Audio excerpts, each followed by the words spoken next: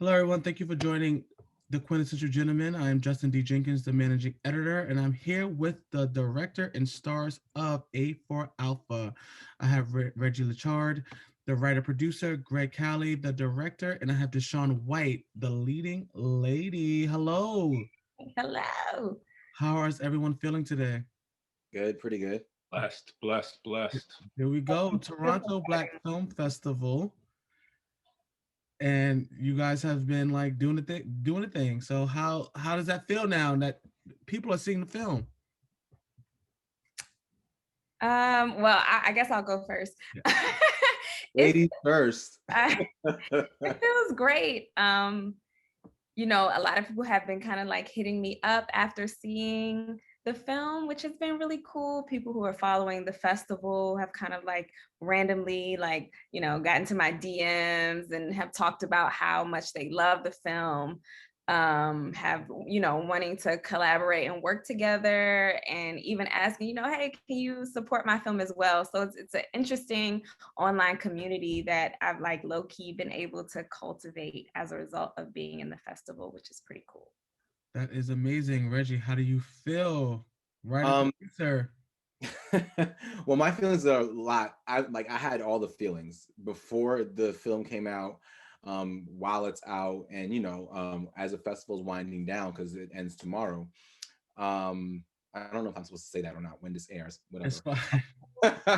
fine. But so before the film came out, I had a lot of anxiety. I was really stressed because you never know how people are going to receive the project, and everyone on the screen right now can tell you how hard we worked to push this film out, and especially in light of the pandemic. And this whole entire project was in post-production during the pandemic. It's still going on, but like we had a lot of uncertainties, like where are we going to push through, like just lots of questions, you know what I mean? When is it going to come out? Where is it going to come out? So like, literally the night before the world premiere, I was extremely nervous. Like I didn't get any sleep. And boom, once the like premiere came out, um, it was like a sigh of relief because like people were hitting me up and they were like, yo, it's so good, like this is so great. And normal people were commenting on things like the cinematography. They were commenting on things like the storyline, like the performances. Like I've had a lot of people say like I'm actually literally blown away, like literally like that kind of feedback. And to DeShawn's point, I too have had a few people like DM me who don't follow me, but they follow the festival's page, and they're like, yeah, like I watched your film, and like I thought it was so great, and congratulations. So it's just really nice to be able to get that kind of response, because with these things you just never know. So Yeah. I'm very excited. Awesome. Greg, you have your movie out, Mr. Director. How do you feel? Yeah, it's a little bit of what both Reggie and DeShawn both said. I've had a lot of people message me as well that, other directors that were in the festival and were like, yeah, I really want to connect with you and pick your brain. I like the way you shot certain things. So I was out of town when that happened. So I promised a whole bunch of people I'd give them some one-on-one time when I get back. So it's really good to see people reacting to it. But even before the film premiered, just when I posted the trailer, I had one of my male friends call me and he was like, yo, did you make this film about me? Da, da, da, da, da. And I didn't even write the film, to be honest with you. It was Reggie who wrote the film. So nah, the story isn't by me. I just Yeah. helped put the story together. And he was like, wow, that's crazy because, this feels like my moment in time. This feels like my life as it is now. So being able to hear people say like, yo, this is relatable and this is a story I'm excited about because the trailer presented something that they could connect to was like the most exciting part, because it was able to build the anticipation, and then getting the good feedback it just tells you, all right, we did our job. We did Yeah. our job, because Yeah. people got excited for it. And then when they saw it, they weren't disappointed. If people went and saw it and then it was just crickets, then you're like, oh shit. It's so interesting that you mentioned that you have friends that reached out to you because Reggie, as a writer, you seem to intentionally want to relate to the human experience. Why do you feel that's important as a filmmaker to write these characters, to write this movie, so people can have the water cooler talk or reach out and start a discussion? Well, the kind of filmmaker that I am, writer, I think everything that I work on or that I write, for me, always has to be grounded in reality. You know what I mean? Like that's just like what I gravitate to when my brain is churning about like what I want to work on, what I want to write on. DeShawn can, piggyback over this. She's read a few of my works. She's actually worked on another project of mine. I just always love telling the human experience. You know what I mean? Because nothing against, other works of art, but I can only speak from like what makes me tick, And so for me, telling a story about gender norms and, equality and, like just putting to question the traditional stereotypical norms that we were all raised on, especially as Black people, I think that's a conversation that a lot of us need to have because, you too often hear that the woman is taking on the whole load. I when I read Greg's bio for this film, I was actually really blown away. Greg, if you don't mind me saying this, but like I didn't know that he was raised by a single mom with three brothers, or is it she has three sons? So like that is like the epitome. So you hear stories like that very often, but then in the same breath, when you see things like a woman is doing all of it, when it's in a relationship, it's taboo. It's like, oh, you got your woman doing your thing for you.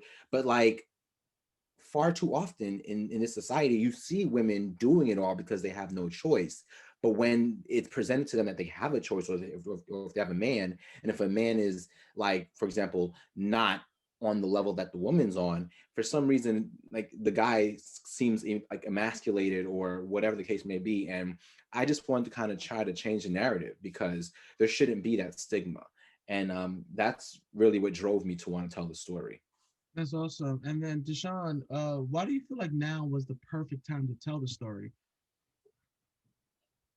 Look at you with these Listen, I questions. tell people I am the male Oprah. Y'all about to start crying up in here now. I won't go that. Oh man, I think this was a really good time to tell the story because I feel like we're in a place culturally where we're questioning a lot of things. And roles are one of those things that we're questioning a lot. I think traditionally,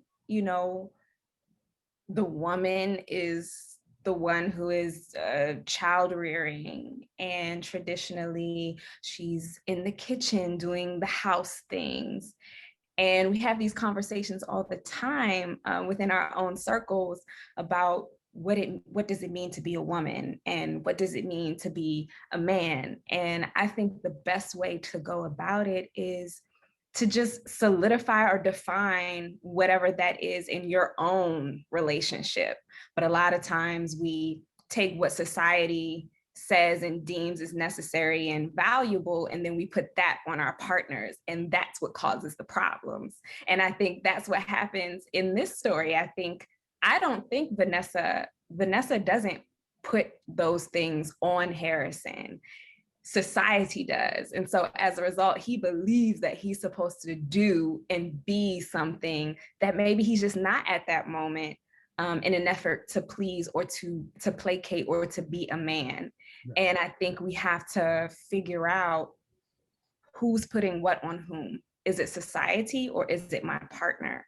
So I think it's a very great conversation to have, and it's definitely timely. Yeah, it's a definitely timely conversation. Now, Greg, when you saw the script, did you feel that this was something particularly for the Black community? Do you feel that we have more of an intense kind of conversation around gender norms? So I'm not sure if it's a good thing or a bad thing, but I can't see stories or see life without taking in the Black experience. Like all I've known all my life is the Black experience. So when I read something, I automatically relate it to the Black experience. So these characters on paper, they have names, but I can't remember if the direction said this is a Black woman or not, but they have their names, whatever, but I automatically, you know, just put it in, okay, this is a Black woman who's a lawyer. So she's a successful Black woman, but in society, she's at the bottom of the totem pole. You know what I mean? Black women have it the worst in society. So at the end of the day, it's like she comes home from being at war every day with, you know, the elements of society, and her man is able to kind of put her in a bubble and let her feel like a queen. But now he's struggling with that, but he's not realizing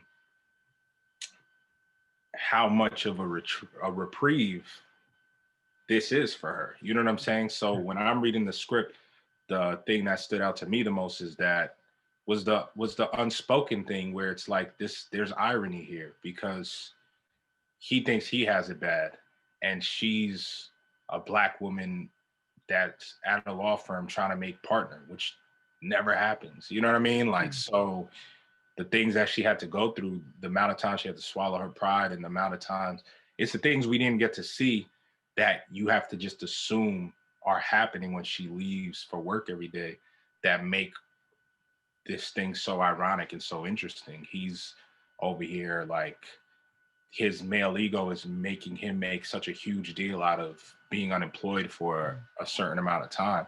But it's like, yo, imagine being in one of these fields where it's so race driven, so male driven, and having to sit there and just kind of swallow who you are every day in order to proceed.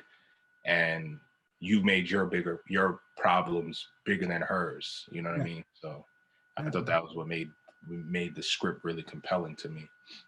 Right. So Reggie, as while you was writing the script, and this is for the whole cast and the director, did it challenge your perception of what gender norms are, and how you kind of move in relationships, and like like on set, how did you feel reading the script, DeShawn? How did you feel writing the script? How did you feel directing the script? Like, did you feel like you kind of was problematic? Did you feel like, no, this is, you know, I'm good in my stance of what gender norms are?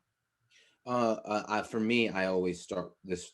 I'm a big believer that it starts on the page. So I knew I wanted her to be successful. Like, I knew when I wrote this script that she wasn't just going to be some lawyer. You know, to Greg's point, you know, what she goes through every single day to get to that pinnacle of becoming partner, which doesn't happen, especially for someone as young as she is. You know what I mean?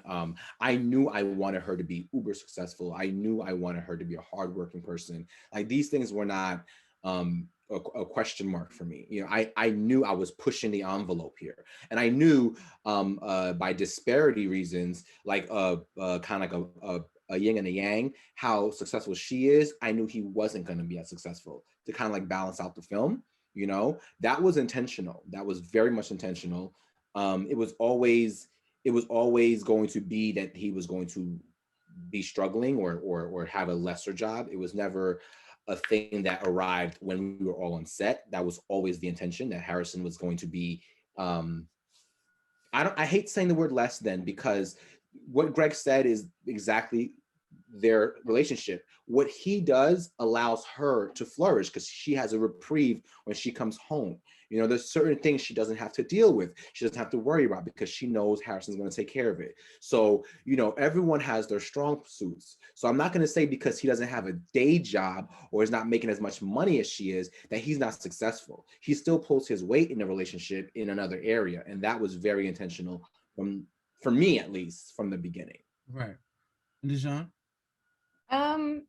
I don't feel like it necessarily challenged anything or changed my relationship as it relates to gender norms, because I've always believed that, you know, it's about partnership, and that if you're in a relationship with somebody, one minute you may be up and they're down, and then vice versa. So it's just about pulling and bringing each other up. And for me, like, Vanessa is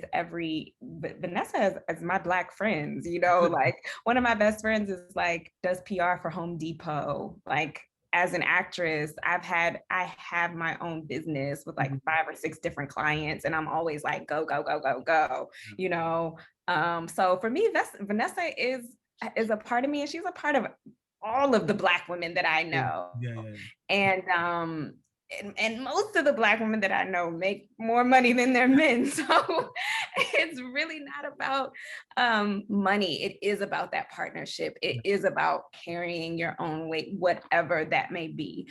What I thought was interesting about Vanessa and Harrison's journey is that I definitely feel like Vanessa was a little bit more lenient when it came to, finding out that he didn't have a job, because I think we can all kind of agree that like being in a relationship with a man that don't got a job is kind of like, ooh, and I don't feel like she gave him enough shit about it. But at the same time, if you truly love somebody and if you're really their partner in life, you'll give them that opportunity to rebound. So as long as they're not sitting on their ass, not doing nothing, not trying to, right. 11 o'clock in the afternoon, yeah. Yeah, it's a beautiful thing. But man, Vanessa's every Black woman to me. I like that. That's really great. And Greg, when you was directing it, have you had any emotions of how you approach relationships and things of what you've done, or? So the original question you asked was like, how did directing it change my idea of gender? The challenges, yeah. And something that DeShawn just said was very interesting to me is, she said like, I think DeShawn, getting to know her, she has a very alpha personality, and then all the other guys that were a part of the project were very laid back. And you could just feel that energy even from just being in makeup and wardrobe. So I think, like, ironically enough, it played out where DeShawn is this little woman who like casts a big shadow, and you could feel it. Like, you're like, okay, what's going on over there? She has this energy. So just how she said, like, I don't think he gave enough crap. That's who she is. You know what I mean? She's very like, I want to get into the weeds on this. And a lot of the other cast and crew members that we had, I think we probably had like one producer that was more of an alpha, but everybody else was pretty laid back. You know what I mean? So it was very interesting to see the more dominant personality being a woman on set. So that obviously changed my ideas of gender norms, because usually you're used to a guy coming on set and being, like trying so hard to enforce his will and things like that. But I think a lot of the personalities we had on set went to the exact opposite. So it made it a very interesting dynamic where it was like, oh, okay. You know what I mean? Like the guys were all very like you could tell that the guys were more so waiting for direction. You know what I mean? They were more so waiting to be led and waiting for you to pull them in and things like that. And DeShawn was more trying to like shape what was going on around how she saw it. So that right there is an experience that showed me you can't expect, just because of somebody's gender, you can't expect them to behave a certain way or to act a certain way or to be like this or to be like that. Right. And DeShawn, was that intentional, or was that just how you were raised to kind of come in and people, like what he just said to you, to come in and, guys were more laid back, but you were just this force? Like you in character because you had to come in and be the partner of the firm, or is that just who you are? No, that's just who I am. It has everything to do with how I was raised. Like my mom is retired military, and my baby sister followed in her footsteps. She's a Marine. My dad, my parents, they didn't take no, they didn't take no bullshit. And so, and also just growing up, something that will always stay with me and I'll take with me when I become a parent is my dad would always say to me before I went off to school, he would say, be a leader and not a follower every day. And that's just what I am naturally, just leadership, just leadership is is important to me. It's important to be a leader, but it's also important to love people as well. And so I definitely think that I have that leadership alpha female personality, but I also feel like I'm open enough to give love and receive love as well. That's awesome. And Reggie, seeing that you cast DeShawn, did you write that when you wrote the role? Was that just a relief that she already had that type of personality, and you didn't have to, the director and the producer, you have to bring that out and to kind of force that, and then it shows on screen, and clearly the director saw it even on set. Well, let's backtrack. I knew DeShawn was like I'm like a huge fan of her. I really am, and she's just so phenomenal that like when the opportunity presented itself for me to reach out to her, I was like, DeShawn, like, do you want to do this? And she read the script, and literally, I don't even know if she said yes that night or the morning of, but it was such a quick turnaround. Yeah. And then we had some issues, but then I kept on instilling in her, like, please, like, don't leave, don't walk away. Yeah. Like, we're gonna make this work. Yeah. And because I knew that, like, the minute she said yes, she was going to destroy this role. It was not even a question. Like, and I've said this to Greg, before. I mean, both Greg and DeShawn really made my performance just that much better. You know what I mean? Performing with her was an absolute joy. I mean, every single day she challenged me. She pushed me, and I wanted to match where she was. Obviously, given the character, obviously Harrison is not Vanessa, but I wanted, performance-wise, I wanted to be able to equal what she was giving out. And Greg was doing the same thing in his directing skills. And I tell him thank you all the time. So casting DeShawn, I knew she had it. Like, I mean, I really did. She's extremely talented. And again, to Greg's point, the minute she walks onto set, she just commands the room. She really does. You look at her, and it wasn't because she's a female in a room full of majority guys, because we had some female actresses on set as well, a lot of females actually. Yeah. But to have her in the Tutulia role, she really just, once she walked onto set, you knew she arrived. That's amazing. And DeShawn, not giving you all the spotlight, but knowing that as a female we have certain stereotypes and movie tropes. How did it feel knowing that Reggie wrote a role and Greg directed a role that you weren't? This is different. Like, I mean, I've watched a lot of movies. I haven't seen a lot of the character that you portrayed. Did you feel a burden on your shoulder? Eyes were watching. Were you stressed out about making sure you got it right? I didn't necessarily feel burden or stress, more so than I felt joy at the opportunity to be able to play a character who's strong but not a bitch, because a lot of times that's where strength for a Black woman is taken. It's kind of like not just strength, it's like she's a strong bitch. Like, it goes all the way left. Yeah. And so I just had an overwhelming sense of joy to be able to play a character who's strong. She's about her business, but she also loves her partner. And you can see that she loves her partner. And you can see that regardless of the fact that he lied to her, that she wants to continue the relationship and to love him. So I was and am still overjoyed at the fact that I got to play a strong Black female character who was not a bitch, because there's no way you could call Vanessa a bitch, and I love that. Yeah, it was a sense of gentleness to her, as powerful as she was. Now, something I found particularly interesting, Greg, was the brotherhood that Harrison had. Do you feel that played a part in his lie and what he was trying to portray? And do we do that as Black men? Do we always look at the women as, I gotta do it for her, or do you think that we have to do it for society and the friendship circle that we have?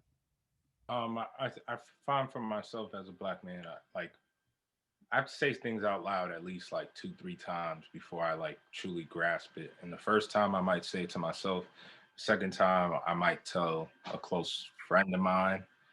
And depending on how vulnerable I'm feeling, then I might go to a female friend with it. But that male friend moment is a moment that happens all the time. So when you see them in the bar and they're kind of like egging him on, where it's like, yo, you can't let a woman dictate your pockets, da da da da da, and saying all these things. It's like you always have that friend. You always have one friend that's on the more extreme side of things. It's almost like an angel and a devil on your shoulder. Where you got the one friend that's like, nah, man, you going out crazy, and then you have the other friend who's like, yo, I would love that. And sometimes for better or worse, they're telling you to do this or to do that. The guy that's telling you to do it might be telling you to stay in it when you need to be getting out of it. And the guy that's telling you to get out of it might be telling you to get out of it when you need to stay in it. So I think the brotherhood plays a big role in how you shape your relationship, especially when you're in your most insecure moments, because that's when you don't trust yourself to make the right decision and you start to let people from the outside get inside of your relationship. So when the communication is off, which this couple has, you know, they're not communicating well at the start of the film. When the communication's off, then yeah, you're letting other people influence. You're letting other people put their 2 cents in there, and you're making decisions probably based off of what they've been saying to you versus the actual reality of things. And sometimes it's for better and sometimes it's for worse. And I think in Harrison's case, he kind of got caught up a little bit trying to preserve his manhood, that he digs himself a bigger hole. And a big part of that is his friends kind of emasculating him when they're in the pool hall and things like that. Kind of like, oh, you still working at Uber Eats and this, that, the third. It makes it feel that much worse to him that I cannot tell her what's going on. Yeah, definitely. It's so interesting. You mentioned being vulnerable.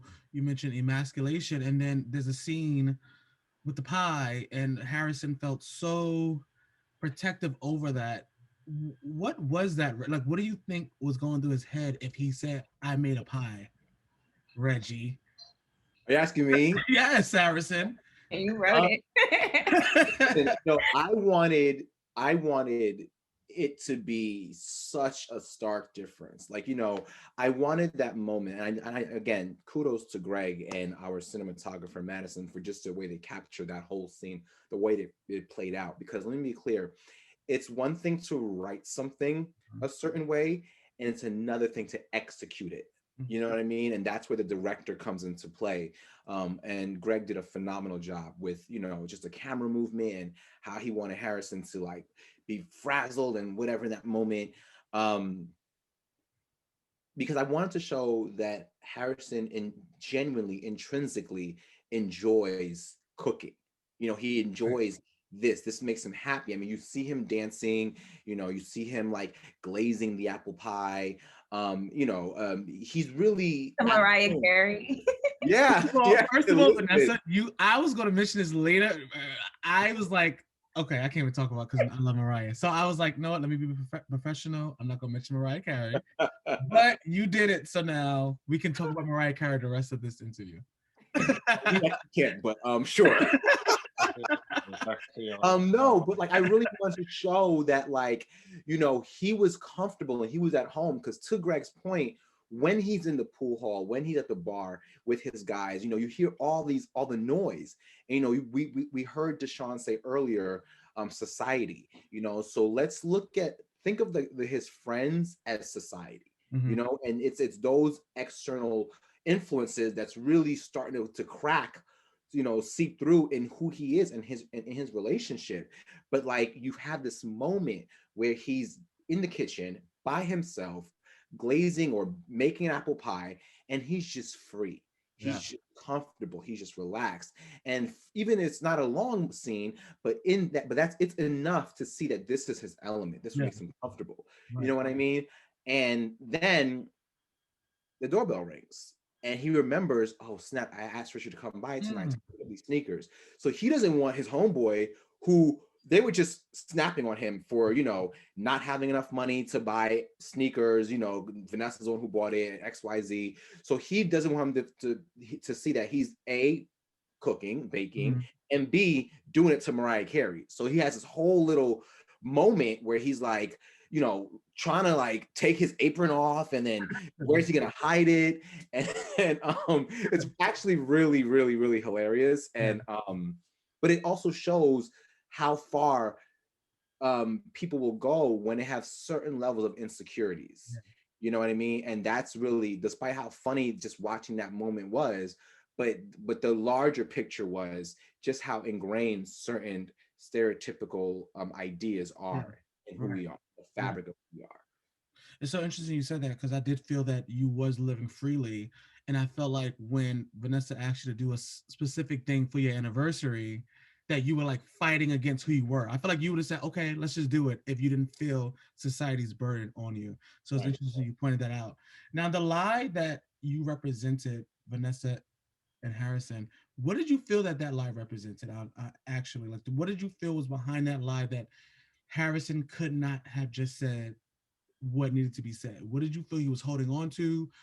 How did Vanessa feel in the moment that you finally found out? Or what did you feel as Vanessa? How did you play a role in it that he felt the need to carry on that lie? Are you asking me? You asking DeShawn? Both of you guys, yeah.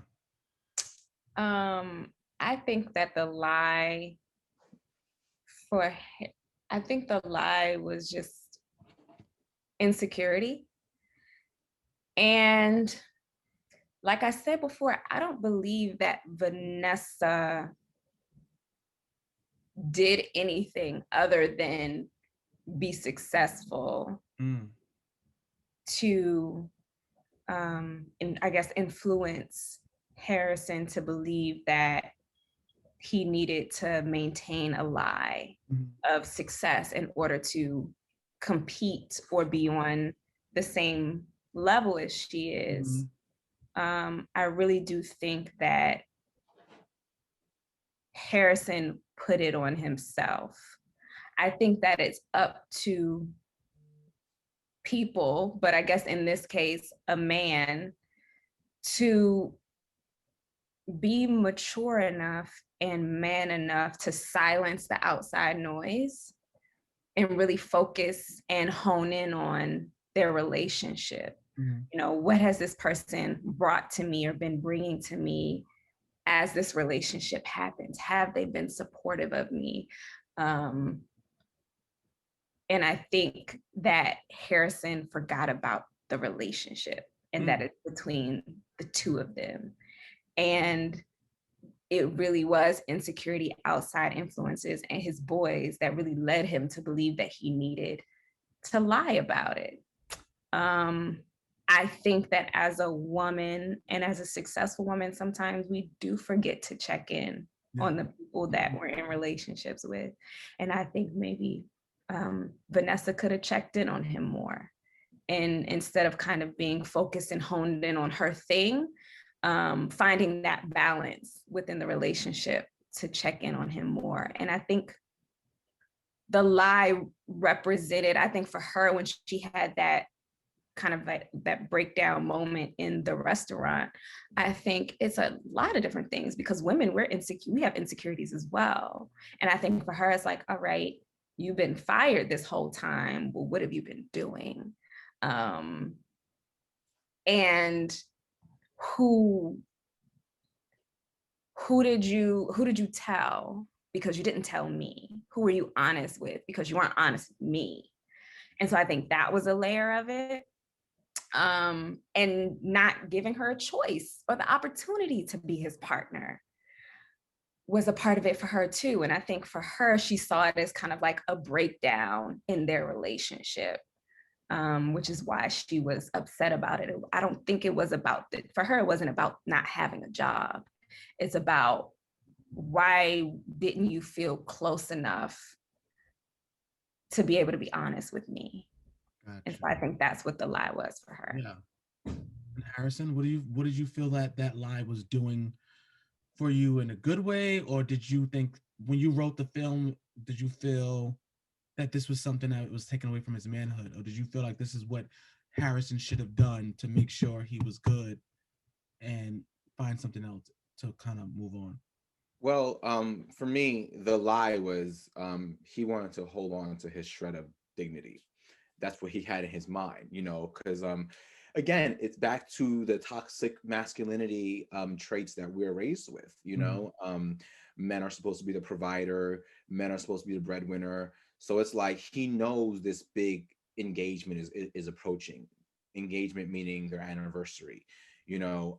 And every time they go out, you know, she's the one who's always paying. She's the even while he was working. So I think for him, um he wanted to feel like a man, you know what I mean. He and that's what being able to successfully pay for dinner for their anniversary would have meant to him, would have signified.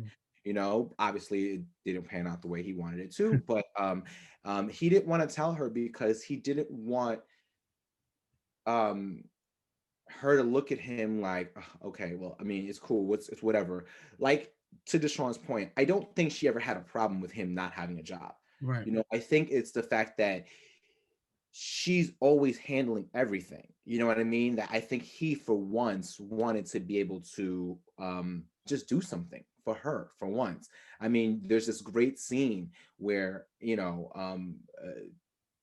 Vanessa is shocked, where Harrison says, "I'm going to take you out." And she's like, "You're treating me." You know what I mean? And it's such a small line, but it's a huge deal. It's a huge, it shows that this is not their norm. Yeah. You know what I mean? So that's why for Harrison, he didn't want to tell her that he didn't have a job, because he wanted to be able to pull this thing off. And that's why he was doing all these Postmates deliveries, you know, running around the city, you know, trying to get the money to be able to pull this thing off. Right. You know? And for him, it was just, I think, his male ego. Yeah. You know? And that's what the lie was. That's why he didn't want to just come out right and just say, "Hey, I got let go, you know, whatever, I'll figure it out, I'll find another job." No, because he wanted to, for once, just for once, feel like a man, whether it's right or wrong. Right. You know, his intentions were for the right reasons. Gotcha. Executions was not. Right. And it's interesting. So, Greg, as a director, something I felt from Vanessa was she had this underlining performance where I felt like if a pin drop, she would have unraveled. Like, was that something that you kind of pushed for her to come out? Was that just me, or did you? I felt like she was carrying a burden as a Black woman, successful Black woman. We didn't see her with any friends. We didn't see her with anything. And did you feel like you wanted kind of that performance from her, that we felt her burden trying to hold everything up and hold, you know, like Black women do in society? Oh yeah, her performance was all me. I was bringing Everything. Everything was great. Me too. All right. Vanessa's performance. No, I think I just made little tweaks. I think I was more concerned with, like, I think the way that men and women move differently, and I was trying to give DeShawn insight on it, is like there's a physicality to the way you lead. Instead of always leading with what you're saying, it's body language. So if you notice, there's some shots where it's like we just have her walking away while she's talking, and that's a very man thing to do, where it's like, why are you walking away from me while you're speaking? If you do that to a woman, she's gonna smack you in the back of the head. So I didn't notice that. You know, I wanted to. I kind of got in DeShawn's ear, like, look, you're gonna walk away, and the camera's gonna leave with you. We're just gonna leave Harrison over there, and the relationship with her and the camera, kind of walking away from him as she's talking. It's like, I'm bigger than you. I can just say what I want, and I don't even have to make eye contact with you while I'm saying it. So those are the little things that I wanted to help her with, that would take her performance up a notch, because it's like, ooh, like, it's a very subtle detail, but if you pay attention to it, you're like, yo, she's asking him to do laundry for her, or to like cook dinner for her. I forget what she was asking him at that moment. she doesn't even stop to ask him. It's not even like, are you going to say yes? She starts walking away like, I already know you're saying yes. So, Wow. so a big part of it for me was just helping her get to that level where it's just like the confidence shows in a non-verbal kind of way. Right. You know, there's an over the shoulder shot where we shoot off of the mirror and we kind of show Harrison staring at her, and she has this power pose while she's doing her makeup. It's her looking at herself, you know what I mean? And he's in the mirror looking at her. So he's not even looking at his own reflection. He's looking at her in the mirror, and she's looking at herself, which is another one of those nonverbal things that builds this character up, where it's like, I'm focused on me and this dude's over my shoulder enamored with me. And it just builds up her power once again. You know what I mean? It gives her the leverage in the relationship. But in terms of performance, she was doing, she came in there from the table read ready to go. So, you know, she that way. She knows what she's doing. So it's really just, how do I use my cinematography, take a A+ performance and then put a bow on it and throw some, just kind of add some luster to it, like make it shine even brighter. And it's interesting, DeShawn, but Vanessa, did you feel any type of relationship with the characters you portrayed? Do you feel like that as a Black woman in society, that you guys have to have it all and you have to keep going and you can't kind of be this submittable kind of character, like this person in society? Or what, like, how did you feel taking on the role and as it relates to your life? One of the reasons why I feel like a lot of Black women are in some ways raised to be alphas is because in a lot of ways I hate to say it, but we can't depend on society to raise us up, right? Because as Black women, as Greg said before, we're the least protected, we're the lowest in the totem pole. Mm-hmm. And so when being raised, you're taught to find value within yourself. Mm-hmm. You're taught to find value within family, community, within the church. And so I think that Vanessa definitely is akin to who I am as a Black woman. She's akin to a lot of Black women that I know, and not even just having a job and being successful, just the way that you carry yourself with strength and dignity and honor. It's because you have to, as a Black woman, you have to find that within yourself, because if you go looking for it outside of yourself, you ain't gonna find it. Yeah. So yeah, she definitely speaks to what it means to be a Black woman in society. And was that important to you, Reggie, to write a role that portrayed a Black woman like that? Was that something personal to you, or just how you were raised and the Black women that surrounded you and loved you? No. It was important to me to write her like that, yes, but that's not a reflection of how I was raised or people around me. Like, my mom is very strong, but my mom is not like a uber economical. Like, in my household is very traditional. Like, my household, like my dad, he's a doctor, so like my dad is the head of the house. That's how I was raised. But in writing this film, I definitely wanted to do justice to a time where I feel like we're definitely stepping away from. Like DeShawn mentioned very early on, she said that in this day and age, we're questioning a lot.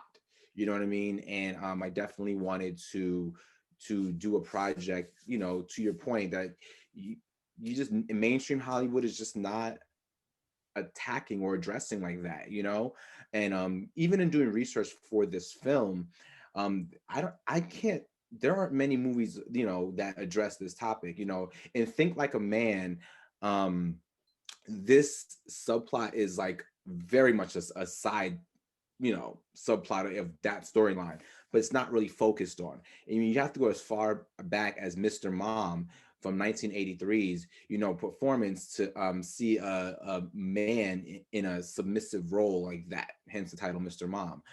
So like I knew it was important to attack this narrative, because the reality is, women are doing a lot more today. Like DeShawn said, a lot of her female friends, they are Vanessa. They're either making more money than their male counterparts, their significant others. In this day and age, women are more educated than they've ever been. The numbers, the percentages of female C-level executives, entrepreneurs, CEOs. I mean, the numbers have just tripled from this, from 20, 30 years ago. So that's something that we obviously need to pay attention to, and we need to shine some light on.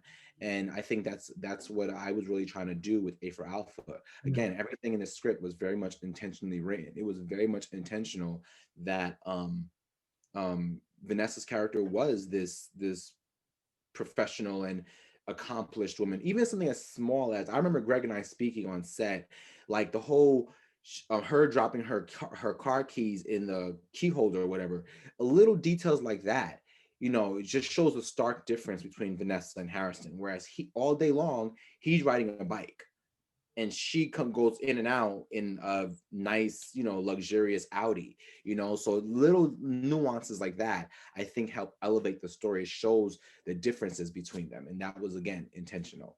Right. And Greg, why did you say yes to this project? Why did you feel like this was going to be your direct, like your baby, your direct, because directors have a personal attachment to stories, right? So why did you say yes to a project like this? So first of all, I mean, the way that the project was presented to me was in a real interesting way. A mutual friend of Reggie and mine was like, "Yo, you need to read the script," and there was a lot of things that went on, but pretty much in transit, they put the script in front of me. When I read it, I thought the script was cool, and I liked the script, but I think the thing that made me want to work on it was, when I spoke to Reggie, he was really emotional about the prospect of this film not getting made, the idea of it not getting made. And I like to work with people that are passionate about what they're working on. So to see somebody caring about the project so much, more so than just what the script was, that made me like, all right, let's work, because I know that the person on the other side of the table is gonna put their all into making sure it happens. And I've worked on a lot of projects and stuff. I've worked on big studio projects, and I've worked on independent projects. This is the first time I've worked on an independent project where we're licensing songs from Mariah Carey and Migos. So once again, that goes back to how much Reggie cared about the project, and how many times he had to sell his soul to get. I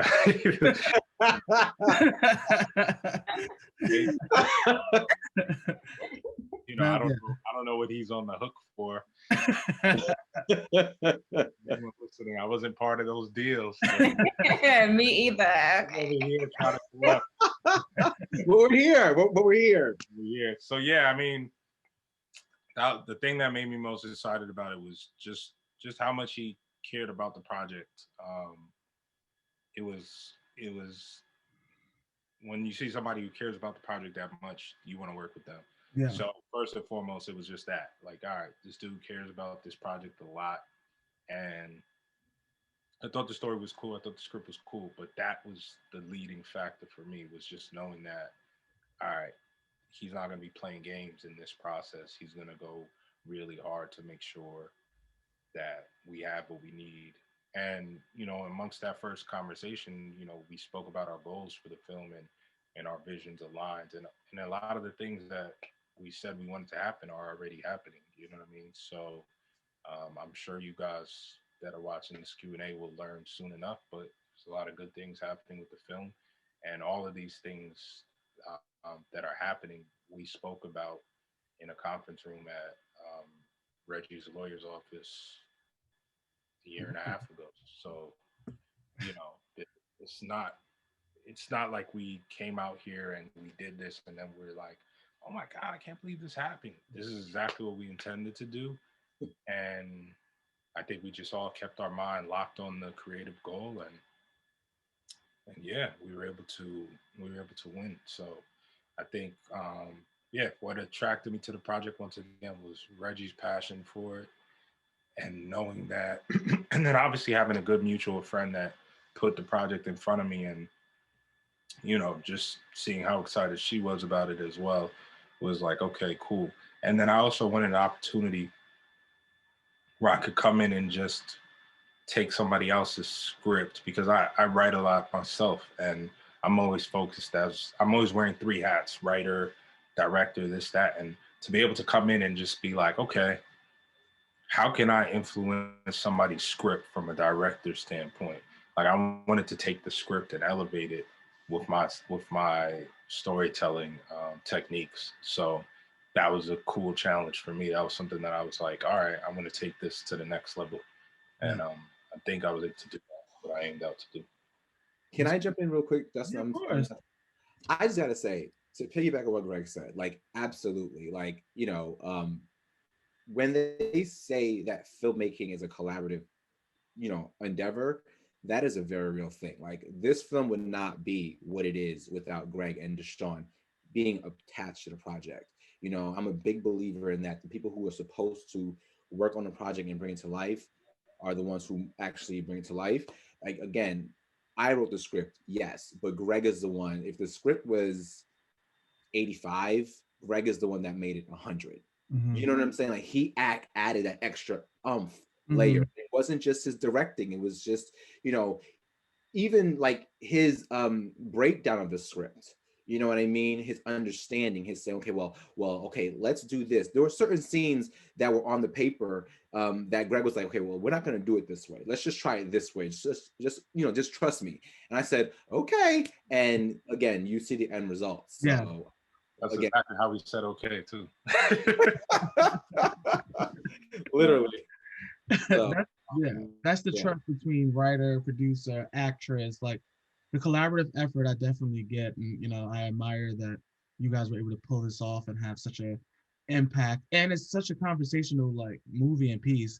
DeShawn, where do you think Vanessa and Harrison would have been if it was a part two, if it was an episode, if it was something? Do you think she had much more in her to? Because y'all went to play Uno and everything was, you know, because you got, like you said, you forgave. You was like, I'm sorry. Did you apologize, Harrison? Or did DeShawn have to apologize? I don't think it was an apology like that. Okay. I think it was she understood that you know, she has to at least be there a little more for him. To DeShawn's point, what she said earlier, she felt like Vanessa could have been more attuned to what he was going through instead of being so laser focused on her work all the time. Yeah, I think there was an apology. I think that there was a very man around the way apology. How like men don't like to say I'm sorry, but they'll like hug you or like play around with you or whatever, and that's like their I'm sorry. And I think Harrison's I'm sorry was, let's play Uno. He said, no, he said, do any of your coworkers still need a trainer? And then she's like, I love you. I didn't think of that. That's so smart. Yeah. It's a funny thing too when you go back to trading gender norms, right? So here's the reason why I don't, as a man, why I don't argue with women, right? Because you always lose the argument once the woman starts crying, right? Because it's like you crossed the line and now she's emotional and you just how do you recover from that? So on the flip side of things, Harrison has the emotional breakdown in the scene, which is normally what happens in the opposite side. Like a guy is going crazy on his girlfriend and then she starts crying and then he has to drop what his beef is to put her back together. But now you're seeing it on the opposite side where it's like she's not necessarily over her issue. So in my mind, she's gonna revisit that later, like, yo, what's going on? Yeah. But she understood that, like, yo, he's at this point, he's emotionally broken, and I have to put him back together.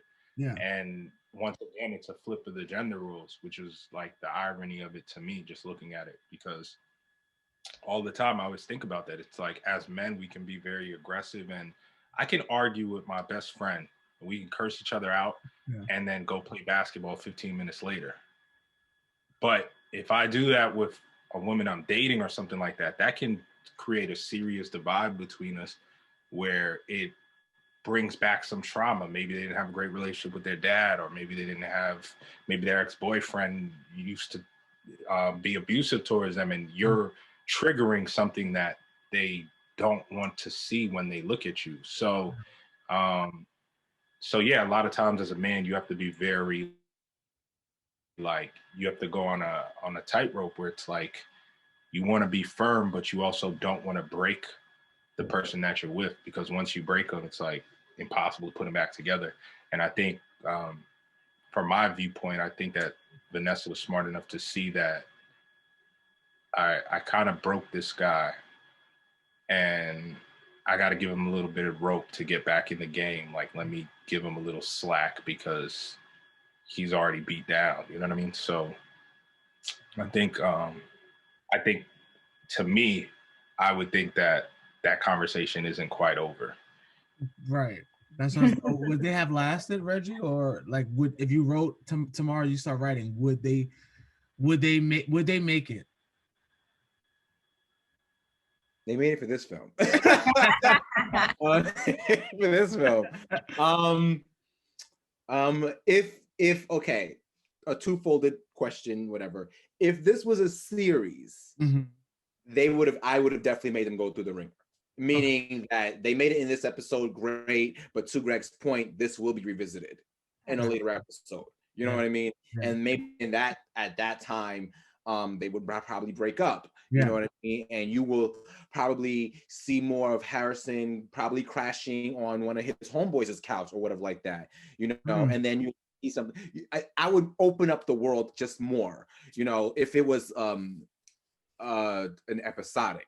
Now, if this was a full-length feature, yeah, they would definitely go through the whole situation where, you know, she thought that he learned from his experience and he didn't for whatever reason.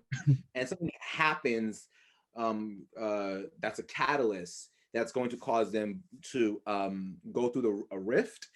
But I don't think if it was a full-length feature, they would break up. If it was episodic, I think I would have them break up, because the episodes give you more room to explore, and every, you know, whether it's a 30-minute or hour drama, it gives you more room in life to just like explore in their narratives. Maybe there will be a Vanessa focused episode where we see her go to work, we see her go through her day-to-day, what's in her mind, and then we have a Harrison, whatever, I don't know, but things like that.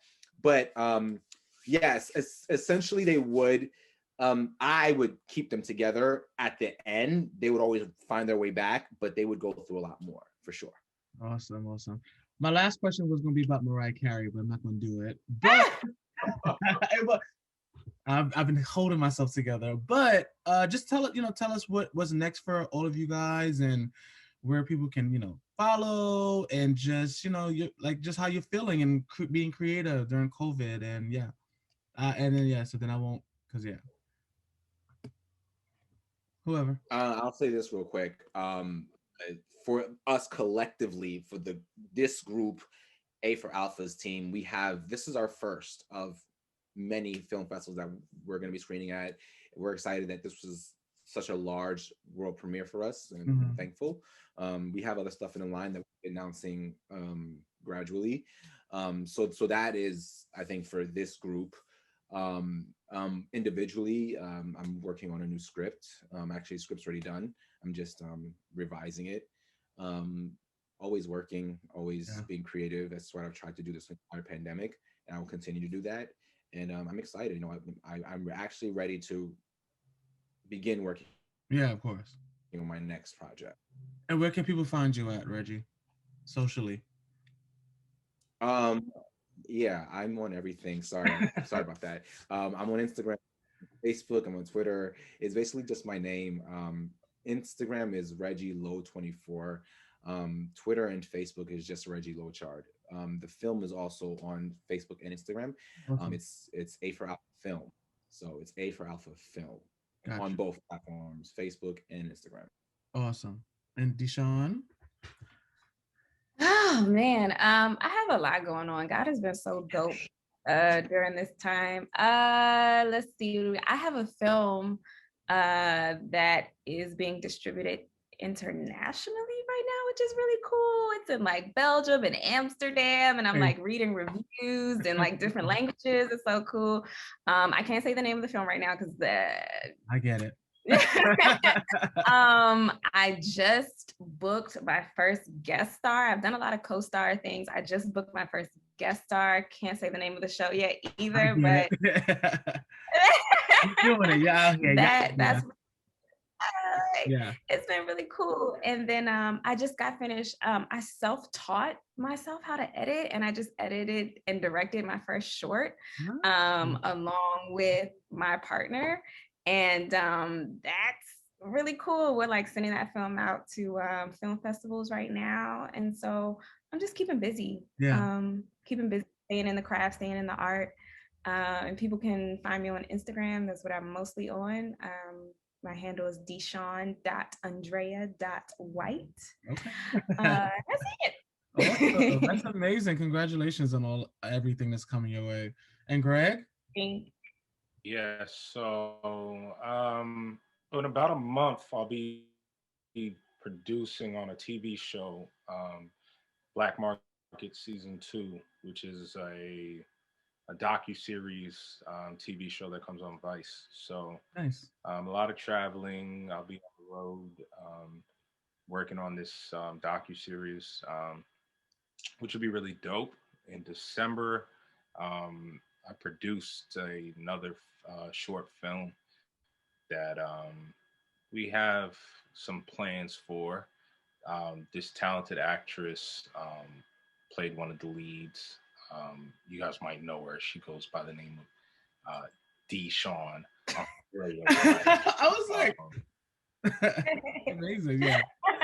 Yeah, so it's DeShawn. She plays alongside Mac Wilds and Shannon Thornton from. We have a really, really, really sick cast on that. Actually, just finished editing it, so we're excited about that. And I'm waiting to see like where this A for Alpha train goes, man. Like I'm still on the back of the train, just waiting for the final destination. So, there's a lot of things in the work. I'm always cooking, got my hand in 4 or 5 different pots at a time. But yeah, I'll be working on this TV show, so that'll take up a lot of my year. Was able to get another film in the can, in the panoramic, thank God. And then A for Alpha is doing this thing now. So yeah, just kind of looking forward to seeing where things go. And everybody can find me at Greg Calley on any social media platform, Instagram, Twitter, at Greg Calley, Cally. And yeah, hit me up. That is amazing. So I just want to thank you guys for taking the time out to chat. This has been eye-opening, even for me watching the film, Reggie, like gender norms, it's a great conversational piece, and I wish you guys all the luck and success and congratulations on everything.